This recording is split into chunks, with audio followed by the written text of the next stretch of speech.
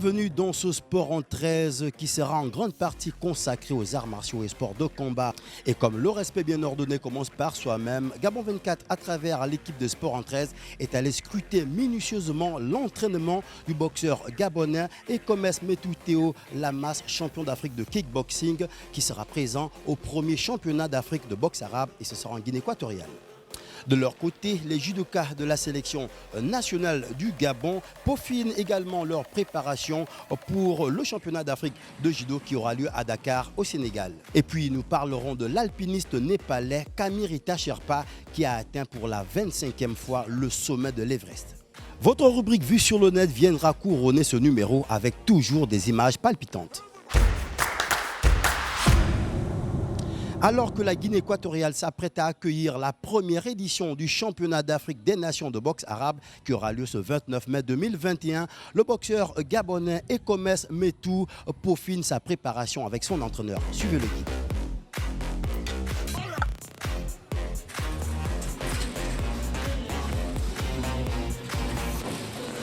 Puisque le premier grand gala international de boxe arabe initialement prévu se dérouler du 21 avril au 1er mai 2021 à Moscou, en Russie, a été reporté au 27 juillet prochain et devait permettre aux boxeurs africains de jauger leur véritable niveau.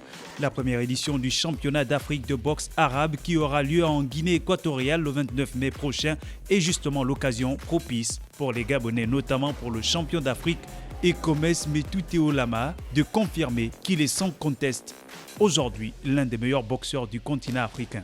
Comme tout bon coach de boxe qui connaît suffisamment son poulain, Maître Roland Mayombo, est très confiant du travail abattu jusqu'ici depuis plusieurs mois. Mon boxeur, c'est un habitué du sport déjà. Et c'est un gars qui est passionné par ce qu'il fait.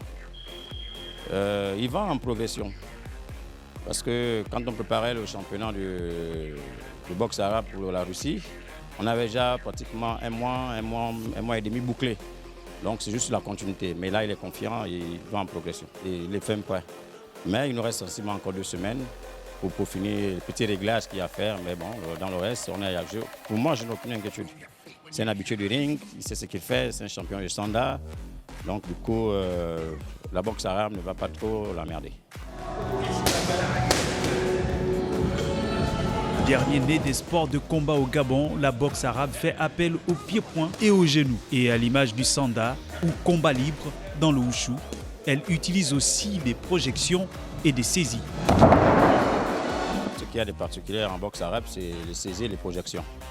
Sinon, la base c'est la même. C'est du kickboxing, c'est du full contact, c'est le low kick. Donc on met un accent particulier sur les saisies et les projections, puisque la base, nous l'avons déjà. On part déjà avec une idée certaine, remporter le championnat de boxe Afrique en Guinée équatoriale. On vient faire juste un petit break, on va répartir le travail pour amorcer davantage le championnat du monde de boxe arabe en Russie.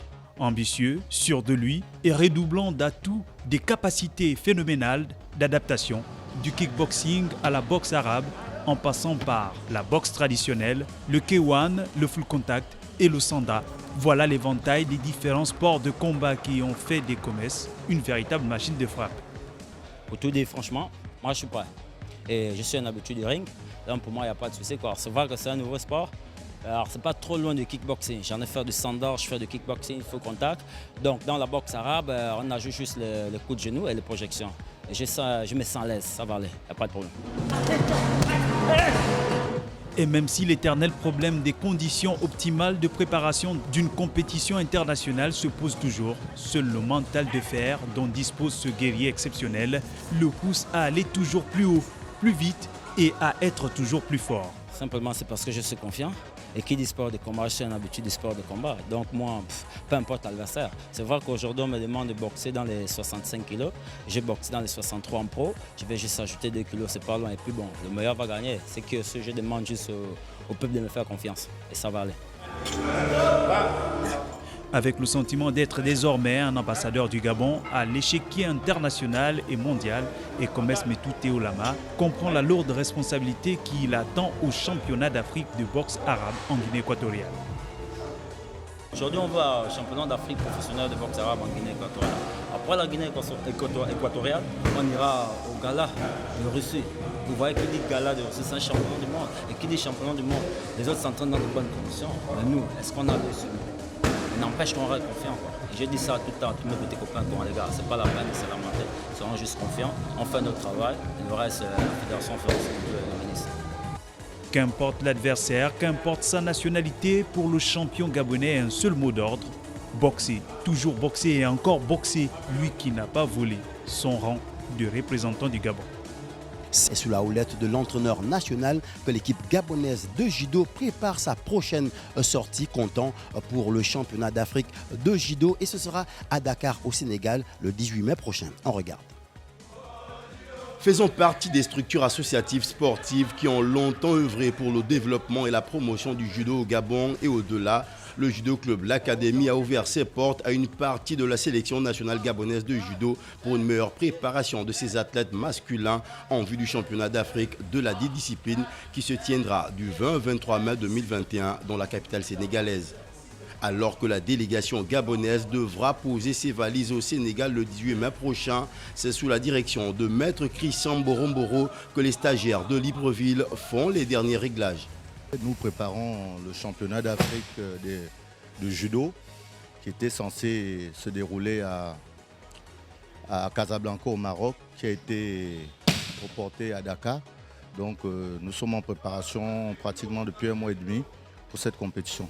Vu les moyens qu'on a et le temps qui nous est imparti, on focalise plus sur la compétition, sur le judo de compétition, les enchaînements, la condition physique et l'endurance. De ces stagiaires, le maître Christian Mboro ne retiendra que 3, lesquels rejoindront le groupe parti au Grand Slam de Kazan qui s'est tenu du 5 au 7 mai dernier et où le Gabon s'est positionné à la 48e place sur 79 nations avec seulement Sarah Myriam Mazouz qui a pu franchir le premier tour sur les 3 judokas gabonais en lice en Russie. On a regroupé une dizaine, on va dire, qui s'entraînent avec nous depuis près d'1 mois et demi. Donc pour le moment, l'entraînement se passe bien, il n'y a pas de blessés. On espère qu'ils seront en forme. On a confiance aux gars, les gars ont la volonté, c'est tout ce qui compte.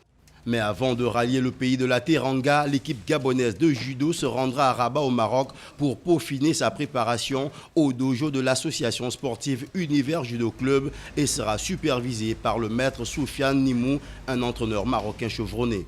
Au fin de ce stage-là, je crois que 3 seront retenus pour rejoindre ceux qui sont au Maroc pour aller représenter le Gabon à Dakar.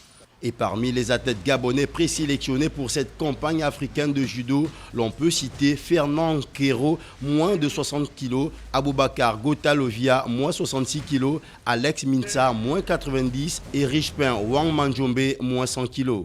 J'ai mis en place des ateliers adaptés pour ce genre de compétition et je vois qu'il y a une petite satisfaction, les gars commencent à être au point, que ce soit endurance physique, que ce soit condition physique.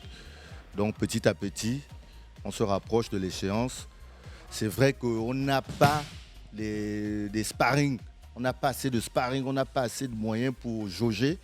On aurait voulu même une compétition test avant le championnat d'Afrique, mais vous-même vous connaissez la situation. Donc, mais de mon point de vue, vu ce qu'on a fait, on peut espérer du meilleur. Baptême de feu pour beaucoup, prise de repère ou de points pour d'autres, la 42e édition du championnat d'Afrique de judo marquera la fin d'une saison compliquée où les confinements successifs et les restrictions sanitaires dues à la Covid-19 ont bouleversé les métabolismes. Mais au regard de la ténacité dont font montre les combattants du maître Christian Mboro, la sélection nationale gabonaise de judo qui ira à Dakar devrait faire mieux que celle de Kazan. L'alpiniste népalais Kamirita Sherpa a atteint, et ce pour la 25e fois, le sommet de l'Everest. Avec 25 montées, il bat son propre record du nombre d'ascensions du plus haut sommet du monde qui culmine à 8848 mètres d'altitude. Je suis l'alpiniste qui a gravi l'Everest le plus de fois, 24 fois pour être précis, et je m'y dirige pour la 25e fois. Camille Rita était prêt pour établir ce nouveau record. Si monter l'Everest 24 fois était déjà un exploit, le faire pour la 25e fois n'en est pas moins herculéen. En 2019, Camille Rita Sherpa avait gravi l'Everest 2 fois, établissant chaque fois de nouveaux records et avait prévu de réaliser cet exploit en 2020 pour son 50e anniversaire.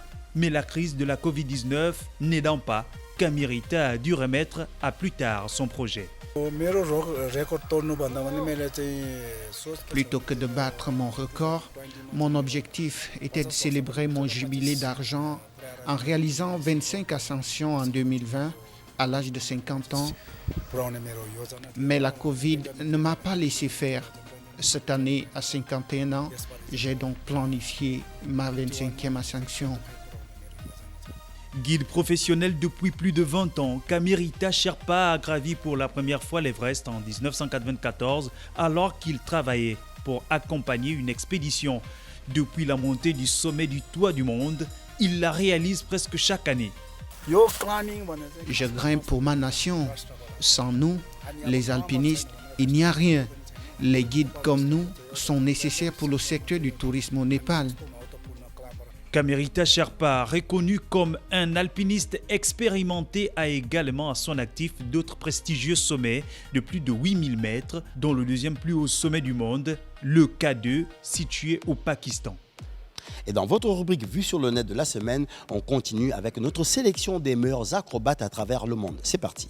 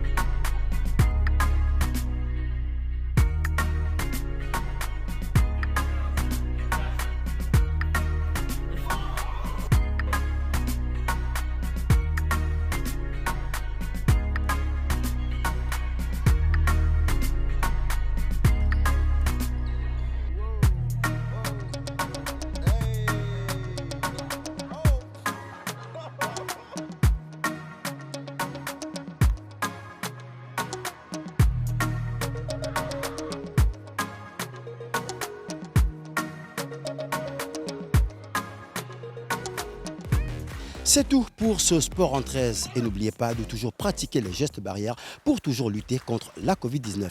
À la semaine prochaine pour un nouveau numéro.